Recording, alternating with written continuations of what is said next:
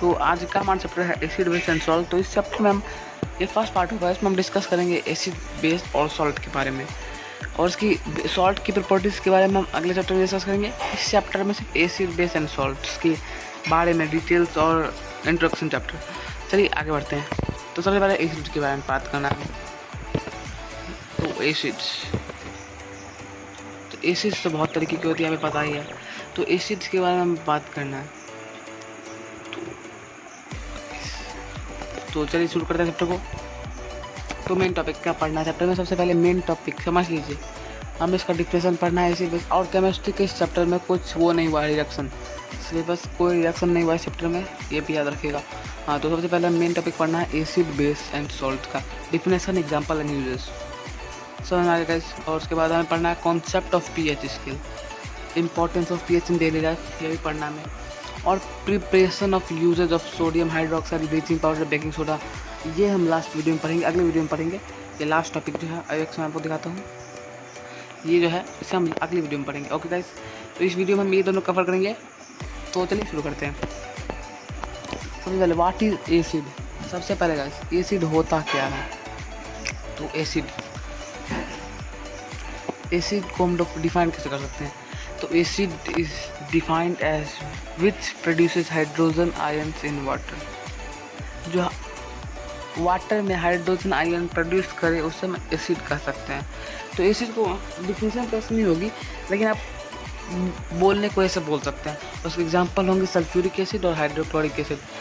चलिए इसके एग्जांपल पर थोड़ा करिए। सल्फ्यूरिक एसिड और हाइड्रोक्लोरिक एसिड, यही दोनों मेन है, आपको लगता है हमें एसिड के एग्जांपल। सबसे ज़्यादा कहीं भी एग्जांपल लिखिएगा तो आपको ये दोनों मिलेगा। इसलिए इसमें थोड़ा बात करते हैं। तो सल्फ्यूरिक एसिड का सबसे पहला फॉर्मूला, इसका फॉर्मूला है H2SO4। चलिए ये आपको याद रखना है, जो मैं आप डिटेल बता रहा हूँ, कॉम्पिटिटिव एग्जाम के लिए आपको बहुत काम देगा। 10th में तो नहीं देगा, लेकिन आगे देगा। ये फॉर्मूला तो पूछेगा ही, मोलर मास पूछेगा ही, और ये इसका मेल्टिंग बॉइलिंग पॉइंट पूछ सकता है, इसलिए आप चांस मत लीजिएगा, आप पढ़ लीजिएगा। हाँ, तो फार्मूला इसका H2SO4 है। मोलर मास इसका 9800 रखे हैं, और इसको सल्फ्यूरिक एसिड बोलते हैं IUPAC में, और डेंसिटी से बोलते हैं 1.83 cm², और बॉइलिंग पॉइंट है इसका 337 डिग्री सेल्सियस, और मेल्टिंग पॉइंट 10 डिग्री। तो अब उसके बाद कौन सा था, हाइड्रोक्लोरिक एसिड। तो हाइड्रोक्लोरिक एसिड का फॉर्मूला है HCl, इसका वो डेंसिटी नहीं दिखाता है हाइड्रोक्लोरिक एसिड का, इसलिए इसका फॉर्मूला HCl, और मोलर मास इसका 36.46 ग्राम मोल। और इसके एग्जाम्पल बात की। अब आते हैं व्हाट इज़ बेस की तरफ। So what is base. Base की प्रॉपर्टी जानने के लिए आपको बात करना पड़ेगा एक से बेस की प्रॉपर्टी। तो ये base is the substance which dissolve in water to produce hydroxide ion. समझ में आएगा इस। Base is the substance which dissolve in water to produce hydroxide ion. और ये मैं डिफिनेशन नहीं बता रहा हूँ, उसकी ये याद रखिएगा, आप ये मत डिफिनेशन में लिख के आ जाइएगा, ये मैं बता रहा हूँ अपने तरफ से, आप समझ जाए इसलिए। ओके गाइज, तो इसके एग्जांपल होता है NaOH और KOH। तो गाइज वो जो ऐसे एसिड की बात करते हैं, पहले तो एसिड था कि वो डिज़ोल्व नहीं होता था, वो उसके अंदर जाता था और अपना सॉल्यूशन बनाता था, और ये हाथ नहीं है, ये डिज़ोल्व हो रहा है पानी में और हाइड्रोक्साइड आयन दे रहा है। एग्जाम्पल NaOH KOH बता दिया मैंने। और यहाँ 4 जो है वो ऊपर गलती से लिख दिया मैंने, नीचे होगा, यहाँ तो NaOH के पास है। तो गाइस आगे बढ़ते हैं। तो अब सबसे बड़ा सवाल एक और है, व्हाट इज़ एल्कली। ये भी मेन क्वेश्चन है, ऐसा नहीं है कि कुछ नहीं है। एसिड बेस और सॉल्ट्स में पढ़िएगा तो एल्कली आपको हर जगह कहीं ना कहीं दिख जाएगा। तो एल्कली,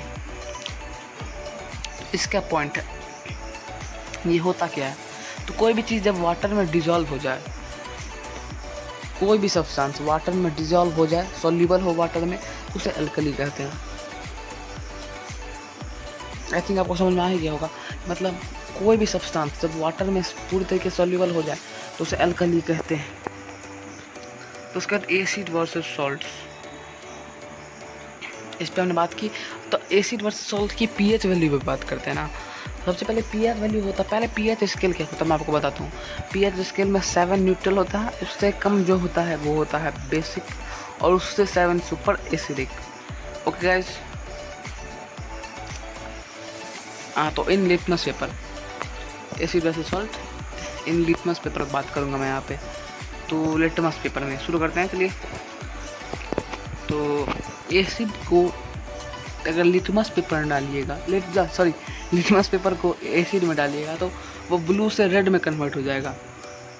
जब उसका साइन डालिएगा, इंडिकेटर पेपर यहाँ लिखा हुआ, लेकिन मतलब होता है वही चीज़, वही पीएच वैल्यू, पीएच स्केल। तो इसको अगर डालिएगा एसिड में तो वो ब्लू से रेड में कन्वर्ट हो जाएगा।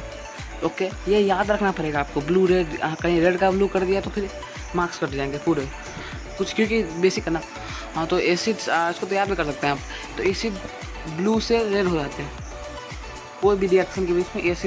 एसिड में आप डालिएगा तो पीएच वैल्यू उसका कम होता है 7 से। और उसके बाद बेस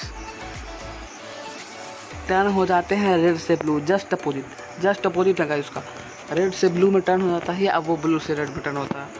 तो गाइस ये आपको समझ में आ गया होगा कि ये ब्लू से रेड होता है और ये रेड से ब्लू होता है कन्वर्ट। और न्यूट्रल को ग्रीन बोलते हैं। बहुत बुक में नहीं भी लिखा है ग्रीन, लेकिन मैं बता देता हूँ कि न्यूट्रल को ग्रीन बोलते हैं। उसके पीएच वैल्यू 7 है, लेकिन ग्रीन मैंने बहुत बुक में पढ़ा है, इसलिए आप इस पर विश्वास नहीं कर सकते हो पूरी तरीके से, लेकिन बहुत बुक में लिखा है 7, इसलिए मैंने बताया। तो और आगे का वीडियो सब मिलेगा गाइस आपको पार्ट 2 में। तब तक के लिए थैंक्स फॉर वॉचिंग।